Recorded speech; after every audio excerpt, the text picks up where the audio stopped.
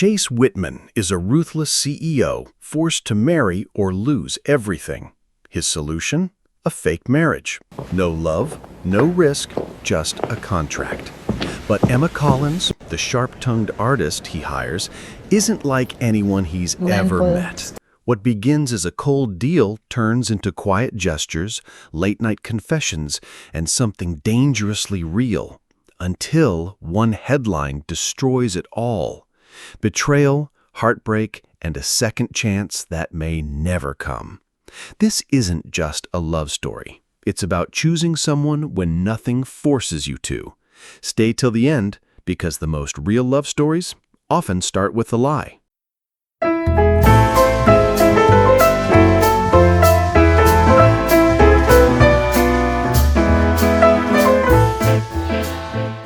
Forget by the time you finish dinner. And then there are stories like this one where every scene, every glance, every unspoken truth leaves something echoing in your chest long after it ends. Because it's not just about a CEO who gets fake married. It's about the quiet battle between control and chaos, between logic and love. It's about the terrifying power of intimacy in a world that pretends feelings are liabilities. And it all starts not with a grand romantic gesture, but with a ruthless ultimatum in a skyscraper that gleams like a sword over the city. Chase Whitman had never been in love, not because he couldn't be, but because he refused to entertain the concept. Love to Chase was for the undisciplined. It made people act irrationally, make mistakes, drop their guard. And if there was one thing Chase never did, it was let his guard down. He wasn't the kind of man who believed in soulmates or fairy tales. He believed in mergers, quarterly forecasts, and eliminating emotional overhead. So when his father, the founder of the Whitman corporate empire, walked into a high-stakes boardroom and told him to get married within 3 months or lose his stake in the company, Chase didn't panic. He strategized. It was a cold demand cloaked in legacy and masked as stability for shareholders. The board wanted a CEO who looked like a family man, not a lone wolf with a penthouse and no ring. Appearances, after all, moved markets. So Chase, with his signature detachment, decided if a marriage was what it took to maintain control, he'd treat it like any other acquisition, negotiate, sign, and move on. No feelings, no risk, just optics. That's where Emma Collins comes in. He met her at a gala he had no desire to attend. She wasn't the loudest woman in the room or the most glamorous. In fact, she was tucked into the shadows near the champagne bar, making sarcastic observations to her friend about the performative wealth parade. Her red hair wasn't curled to perfection. Her dress wasn't couture, but her confidence was magnetic. Unlike every other socialite eyeing him like a walking stock portfolio, Emma seemed genuinely unimpressed. And that to Chase was her most valuable trait. When he approached her expecting a typical polite reception, she barely looked at him. Her handshake was brief, her voice dry. When he introduced himself as Chase Whitman, she shrugged. "Cool. I'm Emma. I'm here for the free booze." She didn't care about his empire. She didn't care about his money. And when he offered to buy her a refill, she laughed and said, "I'm not that broke." Yet. By the end of the night, Chase knew one thing. Emma wasn't someone he could charm. But maybe she was someone who'd listen to an offer. The next day, in a quiet corner of a downtown cafe, Chase proposed the unthinkable. A 1-year marriage, on paper. No love, no real intimacy, just a strategic arrangement. He'd provide full financial support, and in return, she'd be the woman who stood beside him in photos, attended functions, played the part. At first she laughed. Then she asked, "Are you serious?"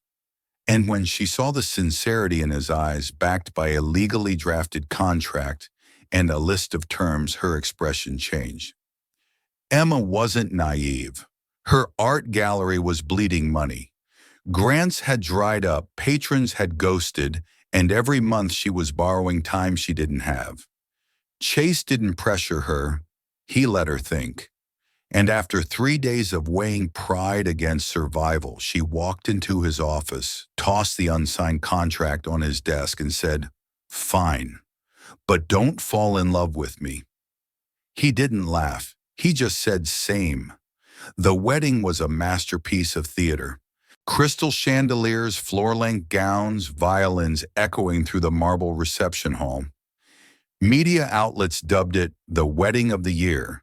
Strangers cried, CEOs toasted.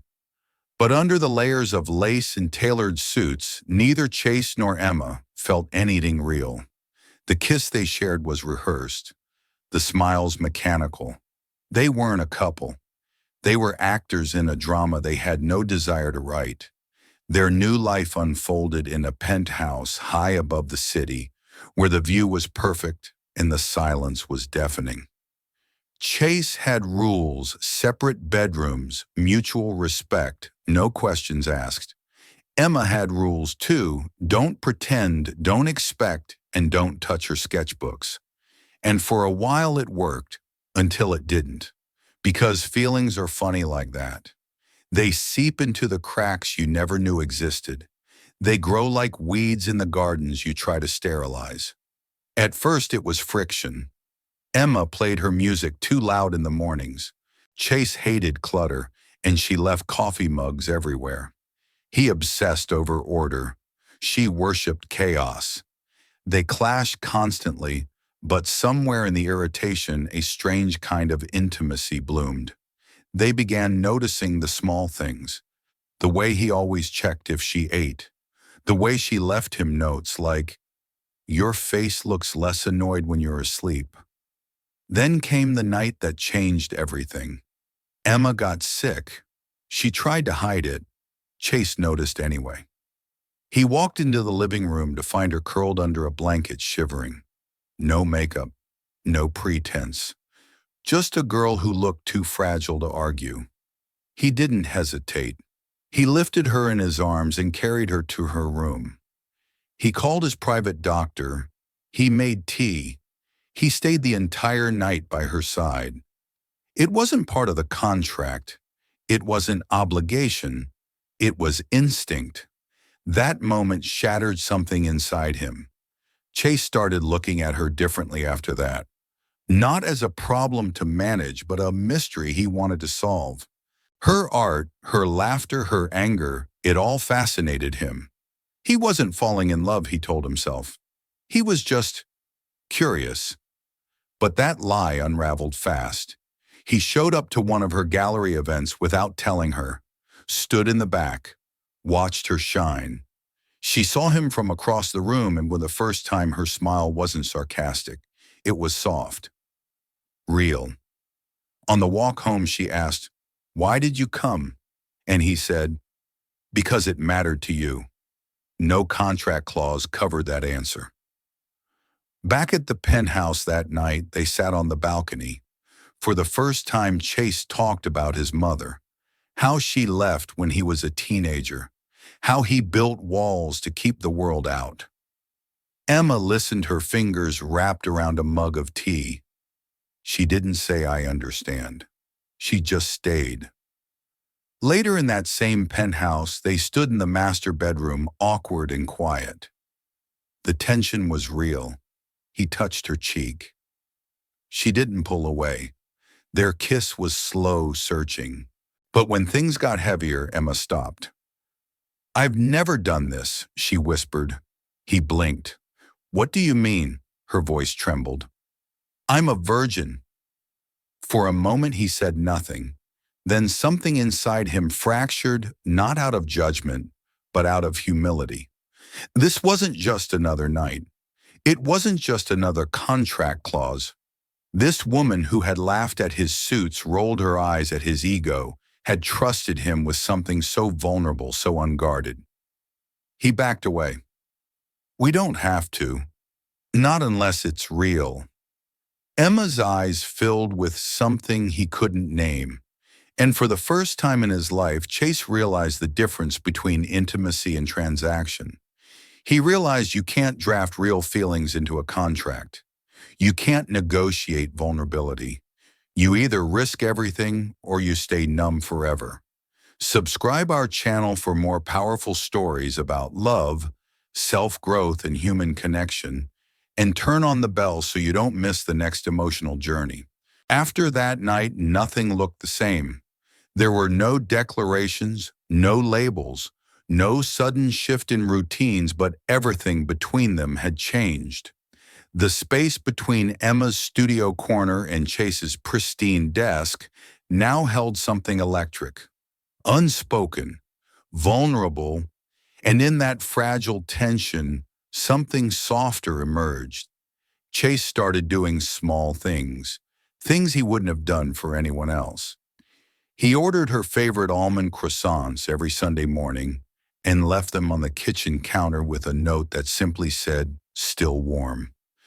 He had no idea why he did it at first. It wasn't strategy. It wasn't control. It was care.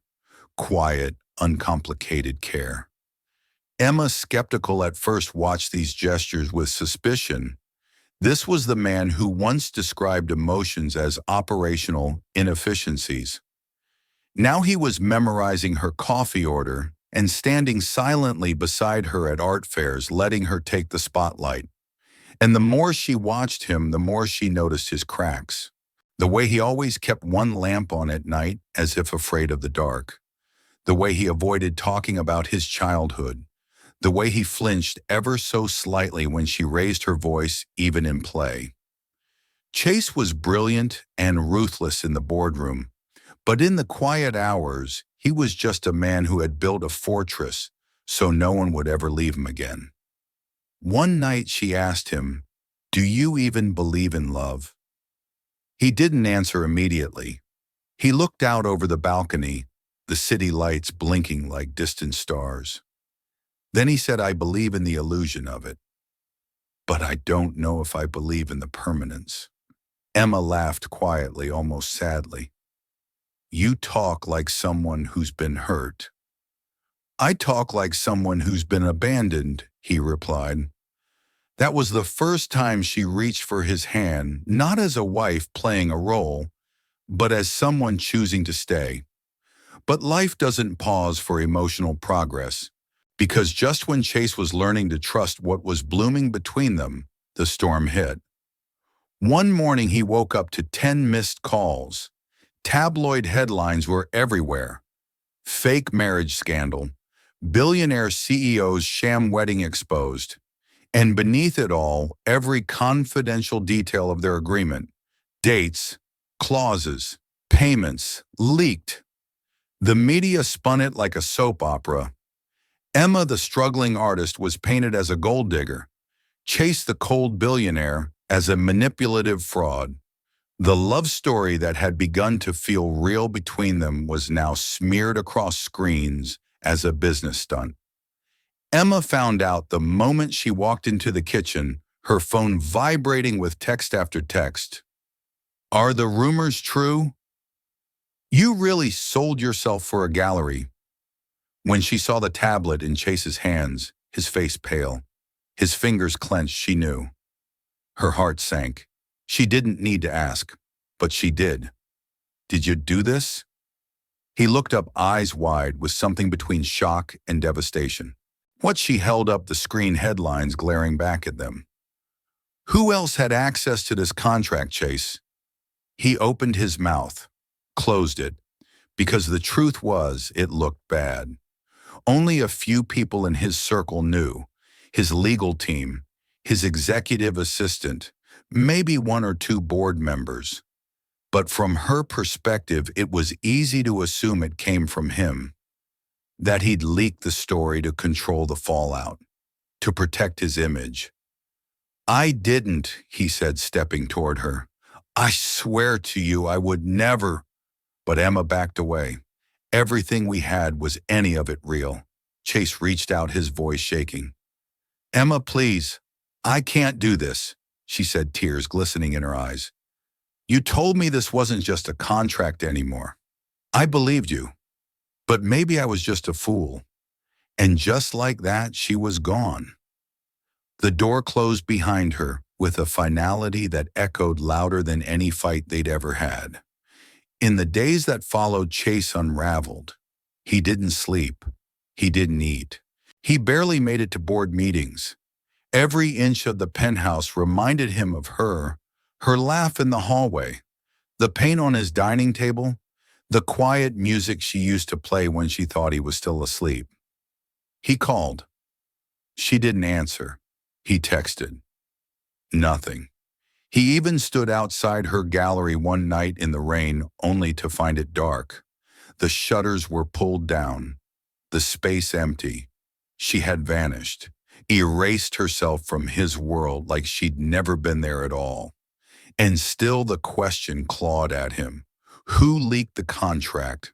So he hired investigators, pushed every contact he had, and when the truth finally surfaced, it was worse than he imagined.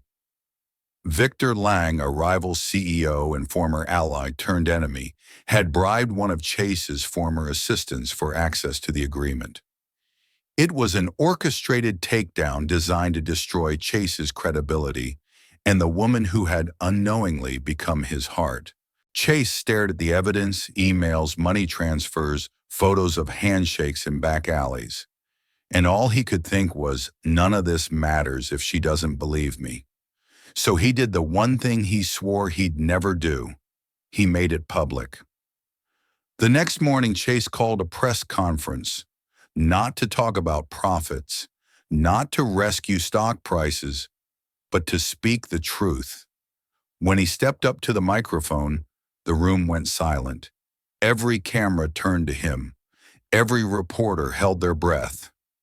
"I'm not here to talk about business today," he began, his voice stripped of its usual authority. "I'm here to talk about something more important, Emma Collins."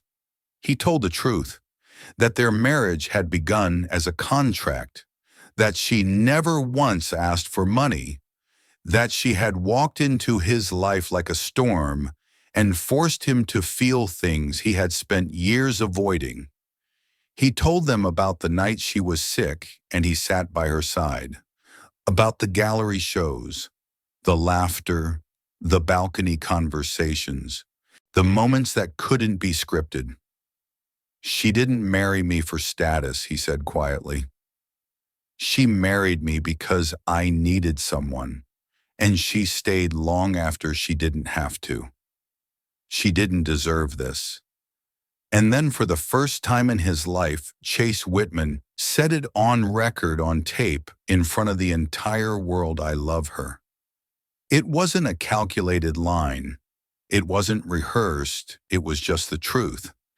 And in that moment, he didn't care what the headlines said. He just hoped she was watching. Across town in a tiny apartment above a closed-down gallery, Emma sat frozen in front of her television. She hadn't meant to tune in, but something told her to. As she heard his words, raw, unfiltered nothing, like the Chase she'd first met, her heart cracked open. She remembered the croissants, the Post-its, the way he looked at her like she was art. And for the first time since she left, she realized it had all been real. She didn't waste another second. Have you ever had a moment where pretending led to something unexpectedly real? Please comment below and like this video if you believe the best love stories start with honesty. Subscribe our channel now for more powerful story-based videos every day. She didn't stop to put on makeup. She didn't draft a speech or practice what to say. She just grabbed her coat, her keys, and ran. The air outside was sharp and cold, but her heart was louder than the wind in her ears. Her chest pounded with every step, not just from adrenaline, but from hope. That stubborn, reckless hope that maybe it wasn't too late.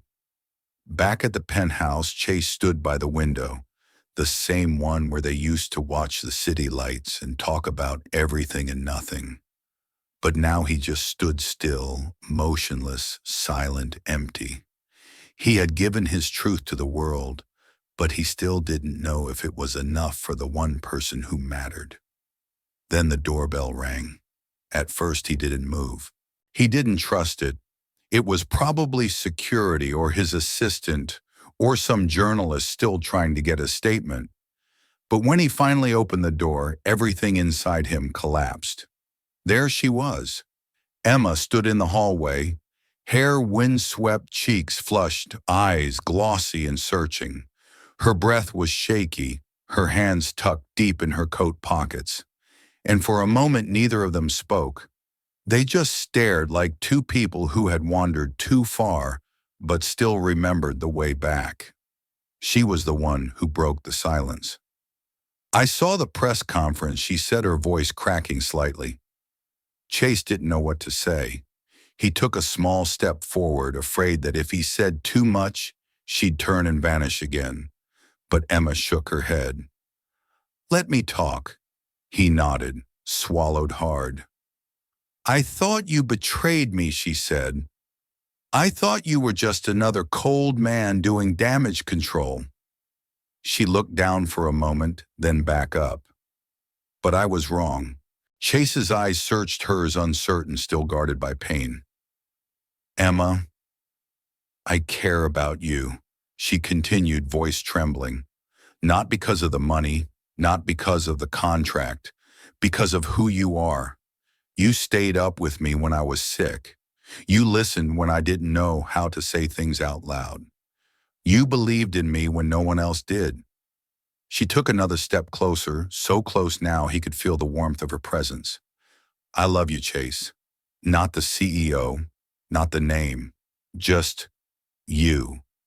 And that was all he needed to hear. He pulled her into his arms, and the moment felt like exhaling after holding your breath for far too long. Their kiss wasn't perfect. It wasn't polished. It was real, raw, and slightly messy and absolutely honest. And when they finally pulled apart, their foreheads rested together, breaths mingling in the quiet. "No more contracts," he whispered. Emma smiled through her tears. "Just us." What followed wasn't some cinematic montage with swelling music and instant resolution. Real life isn't like that. They still had to figure things out. Still had to rebuild what had been fractured.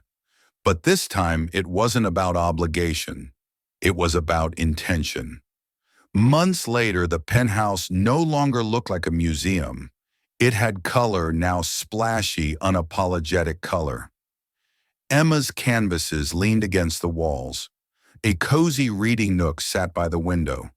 There were blankets tossed across the couch, a tiny cactus garden on the windowsill, a wine stain on the rug they never bothered to clean. It wasn't perfect, but it was alive. Chase still ran Whitman Industries. He still wore tailored suits and negotiated billion-dollar deals. But he made it home for dinner. He asked about her projects. He stopped checking his phone when she spoke. Emma had reopened her gallery, this time with investors who cared more about vision than ROI. And on the front wall, just above the entrance, hung a single painting titled "Paper Rings," a quiet homage to what started it all. Their story became the quiet kind of legend, not the viral kind, but the kind whispered about at art shows and business luncheons. Didn't they start with a fake marriage, someone would ask, and someone else would smile and say, "Yeah." But that's not how it ended, because what began as a contract built on performance, convenience, and cold calculation evolved into something real, something lasting. Not because they found the perfect match, but because they chose every day to see each other, listen, forgive, and grow together. And that brings us to you, because maybe you've built your own contracts, emotional or otherwise. Maybe you've kept walls around your heart so high that even you can't see over them anymore. Maybe you've been taught that love has to look a certain way, sparkly, effortless, never messy. But here's the truth. Real love is the mess. It's the late-night arguments over nothing. It's the coffee made wrong but brought with a smile. It's the silent car rides that end with a handheld. It's the apology that takes days to say, but is still accepted when it comes. Real love is choosing again and again to show up. Even when it's hard, even when it's scary, even when the contract is over and nothing is forcing you to stay. So if there's anything to take from Chase and Emma's story, it's this: you don't need a perfect beginning to build something beautiful.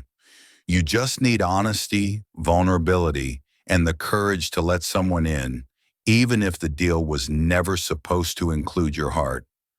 Because sometimes the things that start fake end up being the most real thing you've ever known. Thanks for listening to the story.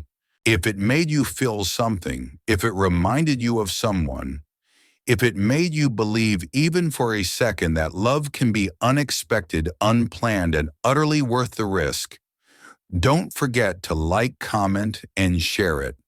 Subscribe. If you want more stories that stir the soul, challenge the heart, and remind you that behind every quiet window, every cold handshake, there's the potential for something extraordinary.